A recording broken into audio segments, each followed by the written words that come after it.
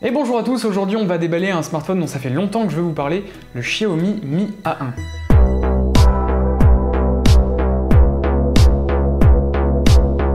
Xiaomi est une marque chinoise que j'affectionne beaucoup, tout simplement parce qu'ils savent faire de très bons produits à des prix défiant toute concurrence, mais aussi parce qu'ils n'hésitent pas à innover.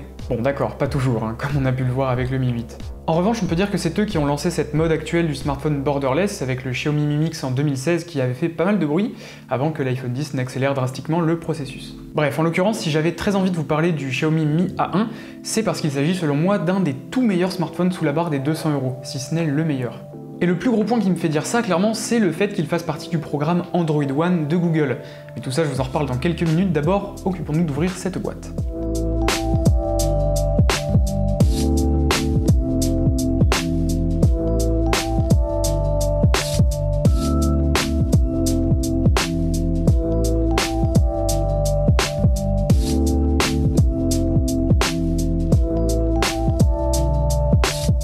Bon, comme souvent, la première chose visible à l'ouverture de la boîte, c'est le smartphone, et en dessous, on va retrouver le câble de charge USB-C ainsi que l'adaptateur secteur, mais aussi la clé du tiroir SIM et les habituels petits papiers que vous pourrez utiliser pour démarrer le barbecue. Étonnamment, pas de paire d'écouteurs fournis avec ce smartphone, mais rassurez-vous, il y a quand même un port jack.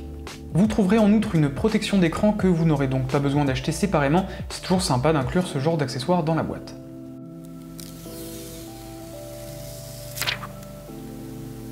Voilà donc le smartphone, un design simple, sobre et élégant, en verre et en métal qui n'est pas sans rappeler le OnePlus 5 à l'arrière ou même l'iPhone 7 Plus. Et pour 200 €, je dois dire que la finition est vraiment bluffante, on en a pour notre argent. A l'arrière, on retrouve le capteur d'empreinte digitale ainsi que l'appareil photo constitué de deux capteurs 12 mégapixels, l'un étant un grand angle, l'autre un zoom x2, ce qui ressemble fortement à ce que l'on peut trouver chez Apple par exemple. Vous avez également la possibilité de filmer jusqu'en 4K et en frontal, c'est un capteur de 5 mégapixels qui équipe ce smartphone. Sur la tranche droite se trouvent les boutons volume et juste en dessous, le bouton power. Sur la tranche supérieure, Xiaomi nous propose un petit émetteur infrarouge pour des fonctions de télécommande TV par exemple. Sur la tranche gauche, on trouve le tiroir SIM dans lequel il est possible de mettre au choix deux cartes nano SIM ou une carte nano SIM et une carte micro SD pour ajouter du volume de stockage aux 64 Go interne. Et enfin, sur le dessous du smartphone, on retrouve les habituels haut-parleurs, microphones, port USB-C et port jack qui est bel et bien de la partie comme je vous le disais en début de vidéo.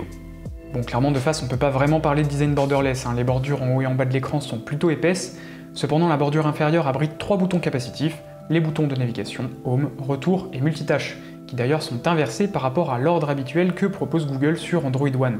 Bon, c'est un petit peu perturbant au début, mais vous inquiétez pas, on s'y fait très vite, et puis d'ailleurs c'était pareil chez Samsung avant que le S8 ne sorte. Par contre, pour 200 €, on a droit à un écran IPS de très bonne facture qui n'a rien à envier aux smartphones haut de gamme utilisant cette même technologie d'affichage. C'est un écran Full HD de 5,5 pouces, exactement comme ce que l'on peut trouver sur l'iPhone 8 Plus. Il est très lumineux, les angles de vision sont bons, s'il fallait faire juste une petite critique, je dirais que les couleurs sont un petit peu froides, les blancs ont tendance à tendre un petit peu vers le bleu. Il est équipé de composants milieu de gamme solides, le Snapdragon 625 et 4 Go de RAM, un combo plutôt performant pour le prix presque entrée de gamme du smartphone. Sur les gros jeux 3D, vous n'aurez évidemment pas les mêmes performances qu'un smartphone haut de gamme, mais pour le reste, vous ne verrez même pas la différence sur la plupart des applications du quotidien si vous n'êtes pas du genre à jouer à ce genre de jeu gourmand en ressources. Bon, maintenant parlons un petit peu de ce qui rend ce smartphone si génial à mes yeux.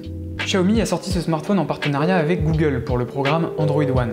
Android One, c'est Android tel que Google l'a conçu, sans fioritures, sobre, fluide, fonctionnel, efficace.